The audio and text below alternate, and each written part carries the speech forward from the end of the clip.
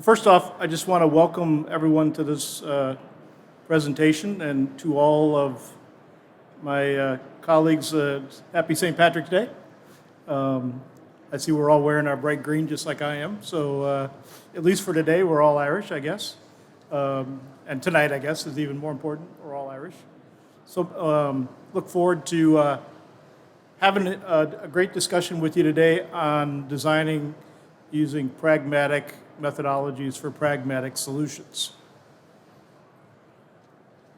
So just a quick introduction on myself, and I'll let Justin introduce himself. My name is Bob Hosier. I've worked with DCS Solutions out of Franklin, Tennessee. I've been in the industry for a little over 30 years. First got into distribution and fulfillment, working on the docks, unloading trailers, moving inventory, driving forklifts in major retail organizations. And I've progressed up the ladder to about 12 years ago. I left direct operations and went into problem-solving consulting, trying to help customers and clients solve some of their problems. And as the supply chain has gotten a lot more complex over the last couple years, and probably for the next 4 years, it became very apparent to me and to Justin that there needs to be some common sense put into automation. And so we're here today to talk about being pragmatic. Justin? Yeah. So Justin Wilbanks. I'm a project director here at DCS. Been in the industry about 20 years. Started out in the 3PL world, similar to Bob, on the docks, frontline supervision, that sort of thing. Moved over into the consulting world and have been there for the last 15 years. So here at DCS, I lead a lot of our automation assessment, DC design projects. So happy you guys join us today and maybe forego your lunch for another 45 minutes or so. So looking forward to it. We're going to have a QA at the end, so if you got questions, we can come around and answer any questions. But today we're going to talk about what is a pragmatic solution. It's often a buzzword that's used, and we're going to try to dig into what being pragmatic means in solving problems. How does being pragmatic apply to your business issues? So often we have clients that say, how can you help me solve not just the process problem, but also the financial benefits problem? How do we justify automation in today's market, given all the complex challenges that we're all faced with? We're going to talk about pragmatic solution designing, and Justin is going to take us through our methodology, and one that's been pretty widely adopted. And we're going to talk about some real case studies, real customer problems that we've worked on and developed some great outcomes for these companies. And we'll also wrap up with some key considerations. What are the takeaways to developing pragmatic solutions? And quite frankly, if we can help you down the road, that'd be great too. So let's start off with what is pragmatic. It's a big word. It's really about dealing with things sensibly and realistically versus in theory. So many times when you walk this show and when you talk to other solution providers, everybody has a theory on how fast it should run, how much throughput it should put out, what is the capacity of this versus that. But as we all know, if we've been in this industry, it's a machine. And machines require inputs and outputs. And so how do you pragmatically design a solution that takes it from the theory of, well, it should go 1,200 feet per second, or it should do 300 picks an hour, to what is reality, right? What is feeding it? What is the outcome? What are the conditions inputting it? And what are the conditions coming out of the device? And how do you apply that in real-life principles? When you look at the solution side of thinking through pragmatic designs, it really needs to be based on facts. And you've probably heard it 100 times, but it all starts with analyzing data. What are the requirements? What are the goals?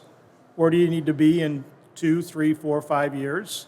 And how do you lay out that solution pragmatically? Everything has to be measured. And in today's world, it needs to be financially justified, if not more than ever.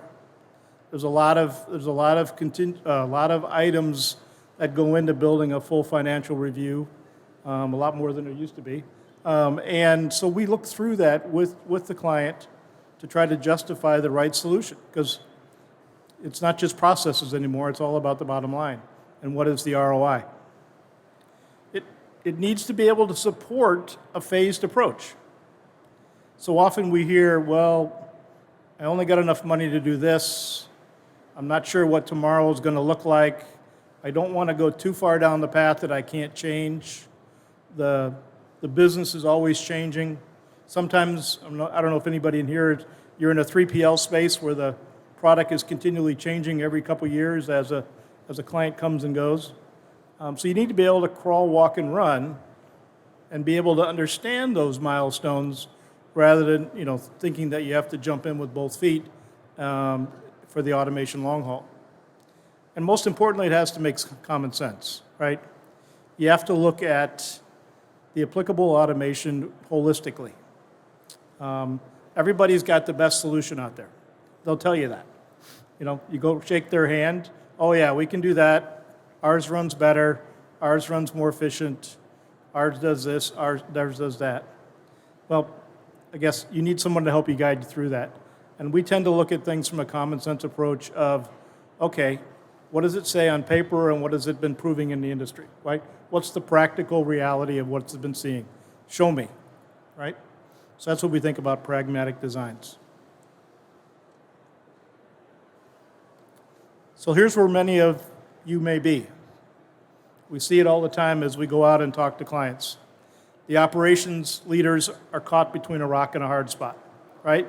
You've got the business goals coming down saying, we got to support this X annual growth rate.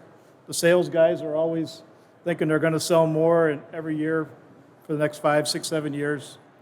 You've got to be more efficient. We've got to lower our costs. Okay, how do we do that? We've got to reduce waste. And we've got to increase throughput. We've got to be able to hit same-day shifts. Order drops at 4 p.m. and it's got to make the 7 o'clock truck. It's getting more and more about, I hate to say it, the Amazon effect, right? In and out right away. And the customers are starting to demand that, like we all are when we shop on e-commerce or even when we refill retail stores, right? You balance that with what are the business challenges, right? Shortage of labor, or better yet, labor turnover after you've made the investment to train them. All of a sudden they go down the street for 50 cents or $1 more, right? Can't blame them, but it's a fact of life. You've got the inverse of that is higher wage rates. How do you keep them? How do you protect your investment? And how does that deal with lowering your cost? And obviously, there's financial considerations, right? How long does it take to pay it back? And that's where you get into the crawl, walk, run scenarios of, is it feasible so we can buy it off as much as we need to as we grow? And you've all heard about the recent, the current things coming in the supply chain about tariffs or imports or higher costs, steel surcharges. It all tends to add up. So where are you in that continual tug of war? And that's where being pragmatic really makes sense. You've got to sit down with the client, work with a company that is a good fit, and really lay out the pros and the cons on both sides. And let's find the right automation solution that may work well today and in the future, or be adaptable for futuristic changes. And I always hear, as being to many of these shows, there's hundreds of people out there, and maybe some of you, you're here looking for that magic solution, the one that solves the goals and the challenges. And I think the magic solution is really a commonsensical approach to solving problems. It's configurable, it's customized to your individual needs. It's not something you can just go buy out of the box and throw on the floor.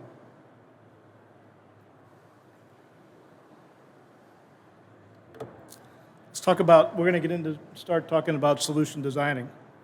We've touched on this, but again, it needs to be purposeful. It's got to be requirements-based. We need to really understand when we're building pragmatic solutions, what is the data telling you and what is the data forecast looking like? It's got to have some purposeful baseline. It can't just be, well, I need to get better, or I need to lower my cost, or I need to do this, or I need to do that to succeed. It's got to be, what does the data look like, and what are the analytics behind it? And you've probably heard that. It's got to be focused on critical processes to enable the business goals and minimize the challenges. So many times we get asked to just put in a robot. Well, I've heard robots are going to solve my problems. Just throw in a couple robots. But the upstream processes aren't ready for robots. The downstream processes aren't ready for robots or goods to person or whatever the quote, perfect box is, and it becomes out of balance. And I've known many clients in the industry that have made that move to put in that right, perfect solution, and then 3 years down the road saying, I can't make it work. I can't make it work. It wasn't put in right. You end up going back and doing a retrofit. We try to minimize that, right, by really understanding the right analytics. It's got to be holistic. It's got to be simulated, tested. Now more than ever, we work on simulations to do proof of concept virtually to make sure that the solution is designed correctly and that the input and the outputs are also pragmatically sized. And more importantly, it's a collaboration, right? We're not the geniuses in the world. We like to work with our clients. We like to collaborate on their problems. We like to understand the challenges. What are the burning platforms they see on an everyday basis, and how do we address that? So often it's just not one problem. As you all know, there's that big problem, and then there's always the little problems that make up the big problem that, if left untreated, become another big problem. And you start trying to play whack-a-mole as you work on the big problems. And I always say this, when you're doing a pragmatic design, you really need to think about the risk mitigation. What if? You'd be remiss. So many customers say, great, that's the perfect solution. Let's move forward. Well, what about if the power fails? What about if the robot doesn't turn on? What about if the system crashes? What about this? What about that? And what are the risks that you've got propped up to support that? And depending on the severity of the risk, that may rule out some of the automations. There are some automation out there that if it goes down, you can't get into it to pick your inventory. You can't break in. So what do? Stop shipping? Do you start picking from the rack using ladders? All those things need to be considered as you build a pragmatic solution because it's holistic. You need to be able to have eyes wide open when you go through the designing approach. Now, Justin's going to come in and start talking about the specifics, about the methodologies on developing a pragmatic solution. Thanks, Bob. So, defining project approach. So, this is something, in my mind, is more detailed than a project structure, right? So, it's important during the pre-sales process before you get into the weeds of actually engaging in a project to discuss what the steps are, what your approach is, how it may differ from others, right? So the first step sounds pretty straightforward, but it's current state review, right? In my mind, this is one of the most important steps, but it's also the one that people spend probably the least amount of time or not as much time as they should performing, right? So you think about current state review, a big portion of that is data analytics, right? So 2 to 3 weeks analyzing data, coming up with that good baseline. What most of the time people are doing too little of is actually understanding the operation, right? So if you've dedicated 1 to 2 days to go on site, observe processes, talk with the client, talk with operators, depending on the project, you could need 3 or 4 days, right? If you don't fully understand that project, what the issues are, then you really don't know what you're solving, right? So interviews with the client on site, time on the floor, extremely important, right? So coming from operations initially, you kind of understand the importance of that. So that's, in my mind, often overlooked, but critical, right, to set that baseline. Setting clear objectives. So one thing that's something else to keep in mind is when you're on site looking at what are the inefficiencies. In my mind, it's clear, or it's important to understand, is there a simple fix to some of these inefficiencies, right? So maybe automation is not the fix for every problem that an operation may have. If there's a small a small cheap fix like slotting or something like that, there's no need to implement, a $10 million automation system to solve that problem. Something else that you need to keep in mind is identifying risks. So if you're looking to automate a solution for things like the vendor compliance issues, so carton integrity, pallet integrity, things like that, is things that are important that, if you're implementing a pallet shuttle or a case shuttle, things that could derail your system and your implementation. Agnostic evaluation. So agnostic is a buzzword in my mind in a lot of integrators, right? So a lot of people like to tout that they're vendor agnostic. I would say over the last 5 to 10 years, you see a lot more and more of integrators that are agnostic, but they tend to have a favored technology, a favored vendor, and you can see that by 90% of their implementations are a single technology. So having the best solution, not just a good solution that we've implemented a lot of times and are comfortable with, right? So I think that's one thing when you walk around, there's a lot of vendors or a lot of integrators that have technology set up in their booths, and they very well may be good technologies and make sense a lot of the time, but we're looking for the best solution, not just what we're comfortable with. Technology maturity. So depending on the scenario, what we typically look for in a project is a solution that we can go and see. We can go to a site. We can bring clients to the site. We can get their feedback directly, right? So it's not a vendor giving us their opinion on how good the technology works. It's seeing it firsthand on the floor, if it's working the way it should. How successful is it? What's the support look like? All those things are extremely important. If you're looking to spend, a lot of money for this solution, it needs to work and be proven in the industry. One caveat, what I would say with that is, if there's something that's a little bit newer on the market, perhaps a pilot scenario may be a good approach before a full implementation. So a lot of these vendors you see at the ProMats and the Modexes of the world, they're trying to get their foot in the door in the U.S. market. They're willing to get pretty good deals on pilot type approaches. So something like that may be a good approach if it's a newer technology and a little bit more risky, in my opinion. Scalability. So that's another, in my mind, buzzword, but it's important to understand what scalability is and how scalable is it, right? So we see a lot of these technologies, floor remediation, floor flatness, there's things that are required in order for that technology to go in. So it may not be as simple as, just implementing and putting it directly into your operation. There may be, pulling out of inventory, offsite storage temporarily, things like that may need to be accounted for before you can scale and maybe go to that next phase of your implementation. Let's see here. So rollout success. So Bob mentioned simulation. So this is your last opportunity. If you've gone through the evaluation process, you've determined that the solution makes sense. It's got the proper ROI. You've made the decision to implement. Simulation is your opportunity. Essentially a sandbox to do what if experimentation, right? So in the whole scheme of things, a couple of $100,000s for a simulation. It's a lot of money. But compared to millions, tens of millions of dollars for an automated solution, it's a drop in the bucket. Can really test that what if scenario. If profiles change, how does it affect the throughput? Does the system still work? Identifying bottlenecks, single points of failure, all that is a perfect opportunity to identify some of those potential issues before you really get into the weeds of the implementation.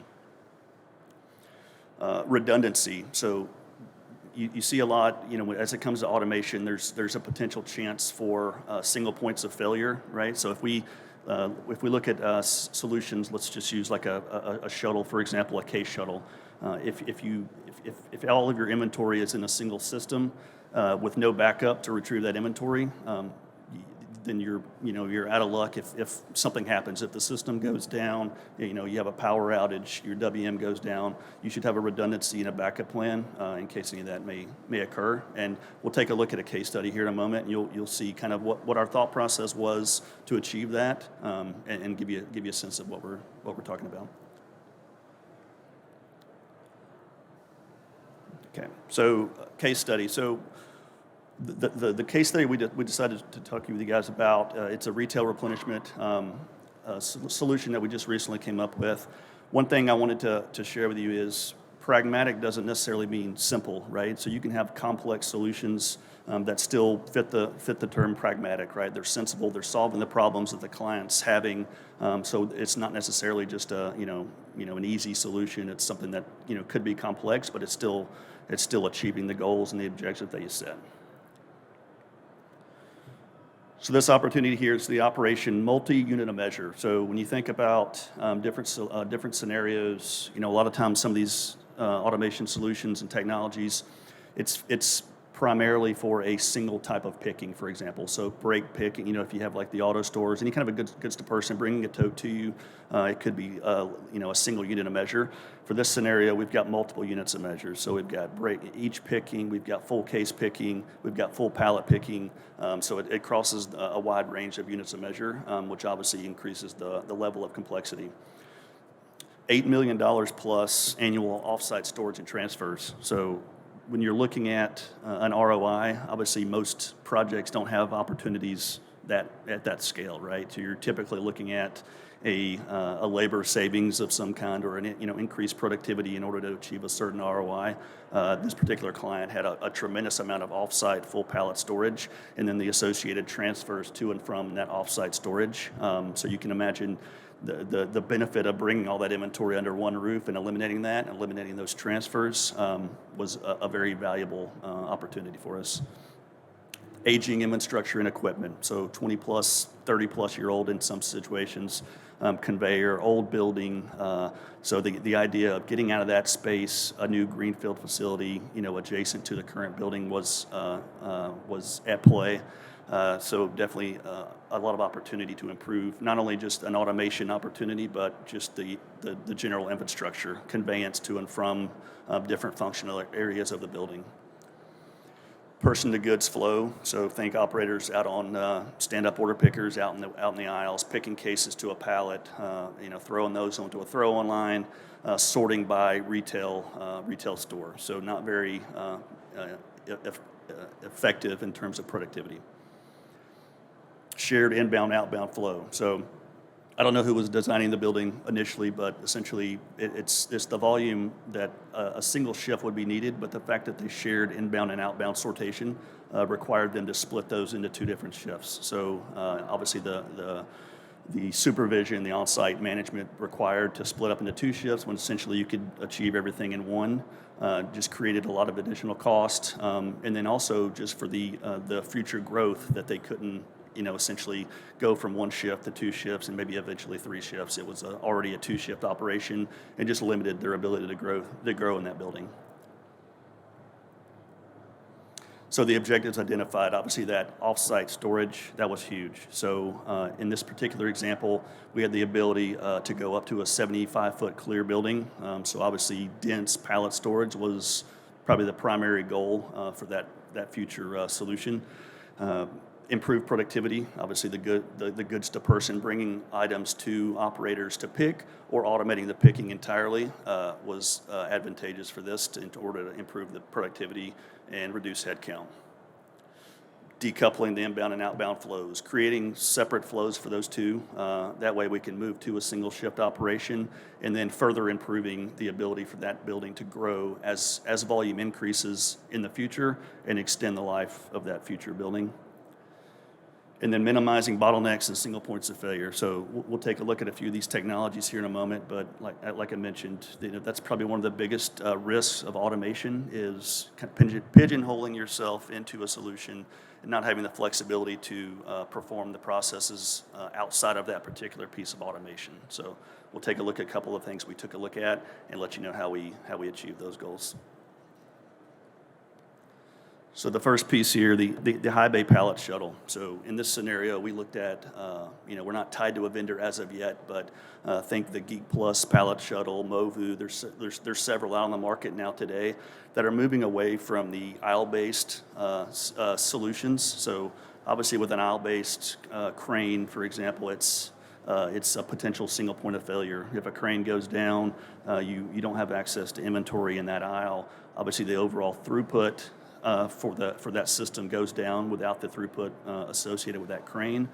So we're looking for the flexibility of a multiple access point type solution. So we could gain the clear height needed to access that 75-foot clear with that solution. You've got multiple lifts accessing 100% of the inventory and shuttles on each level. So as you grow, you can increase the number of lifts, you can increase the number of shuttles, and it's just an extremely flexible solution and dense as well.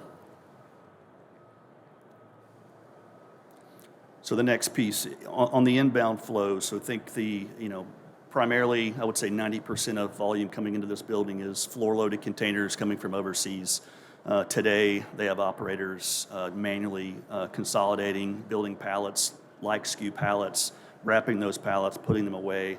Anything less than full pallet quantities, they're still palletizing and then taking a stand-up order picker and then putting away into case stack rack. So the solution here was let's eliminate the operators manually handling all those cases.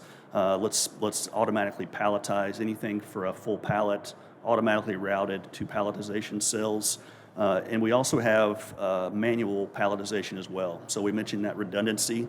There's a couple of reasons for that. So there's not going to be 100% of the cases that are going to be a good fit for palletization, whether carton integrity, maybe tape or the carton size, things like that. We need an option for manually handling those SKUs. But at the same time, if we do have a palletization cell go down, we've also got the ability to manually palletize anything that would have typically been a candidate for palletization.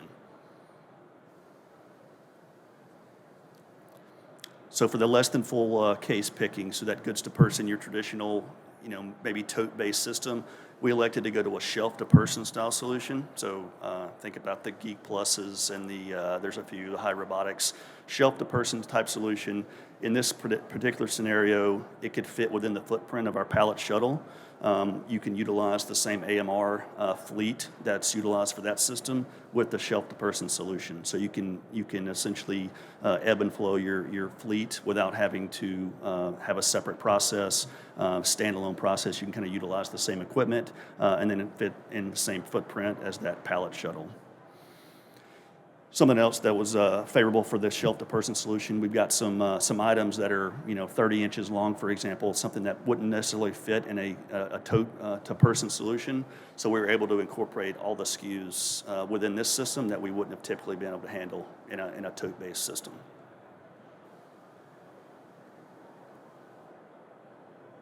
So from our case handling perspective, I'm sorry? I got you. So from a case handling perspective, so we've got a case shuttle. So for this scenario, anything less than full pallet and ideally less than a half pallet worth of inventory would go into the case shuttle. So we did some modeling to understand at what point would the solution be more dense to put in a pallet solution versus the case shuttle, and it's right around that half pallet threshold. So anything less than a half pallet, we automatically route into a case shuttle, and then it also acts as a tote buffer for outbound picking from our shelf-to-person solution. So we pick orders for each picking, route those totes to the case shuttle, and buffer them there until the order is ready to be palletized, and then we bring those out and palletize. So it really reduces the order drop lead to load times, so you can pick whenever you have the necessary orders available, and then buffer until you're ready to palletize.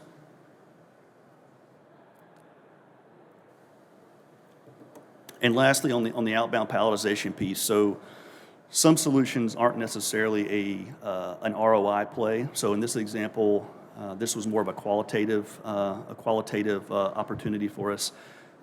Instead of operators manually palletizing outbound orders, we've got a ergonomic store billet solution. So this is a solution by Unitech, and it's cases and totes will route into these cells. The pallets are automatically raised up from the bottom.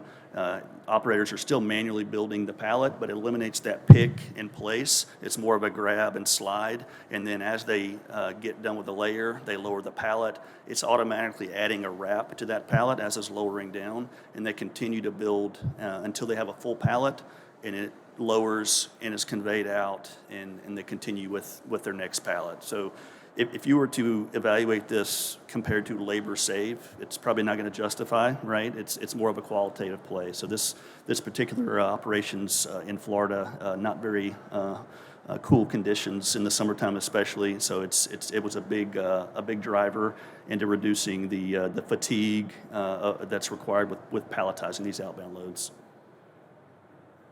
Okay. You want to take this?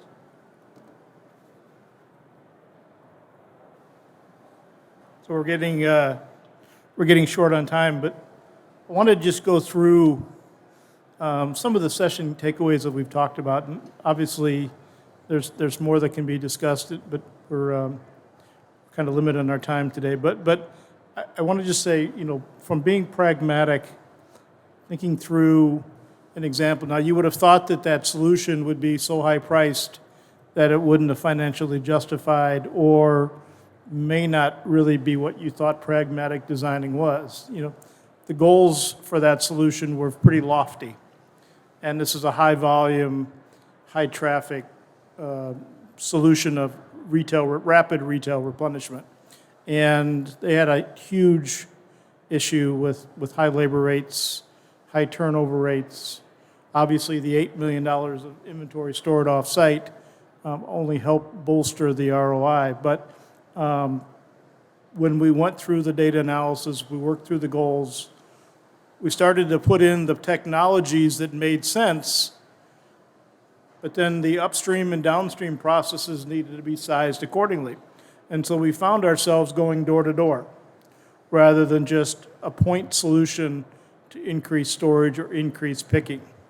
And that's where it started to get pragmatic, because we started looking at the realities of what could go on from the inbound door to the outbound dock, and how do you start to chain link all the different problems through the solution. And that's where we started to collaborate and look at pragmatic solutions to that. Some of those, obviously, we automated pretty heavily. We didn't talk about some of the other processes that remain manual, but yet, even though they remain manual, by supplementing them with some automations, we were able to transform some of those processes to be more efficient. Again, taking pressure off the manualness, only doing what was needed to be manual, what didn't make sense, but we didn't eliminate manual labor. We just repurposed them into other operations. So the idea with being pragmatic is you need to have a current focus of what's really going on and what is the design horizon. You need to have a start point and an end point. Where are you trying to get to? The objective should be very clear and have stakeholder buy-in. Obviously, we don't start designing until we're all pulling in the same direction. That's really important with pragmatic designing, because you really need to look at the reality rather than the theory. And so many times, leadership says, well, it says it'll do this. Well, it may. But under your conditions and your particular circumstances, here's what we think it will perform at and hit steady state. And that may be different. Could be up or could be down. We need to be very thoughtful in our alternative solutions, right? That particular case study, we went through a dozen or more suppliers evaluating pros and cons. We took on the approach of we're the customer. We're having to use that solution. I couldn't look at my customer face to face and say, Yeah, I recommend that only because it's the sexiest machine. It has to work, and we put our name behind it. We need to have contingencies, we need to think through what ifs, and we need to select strategic partners wisely. People that'll be there when things don't work well.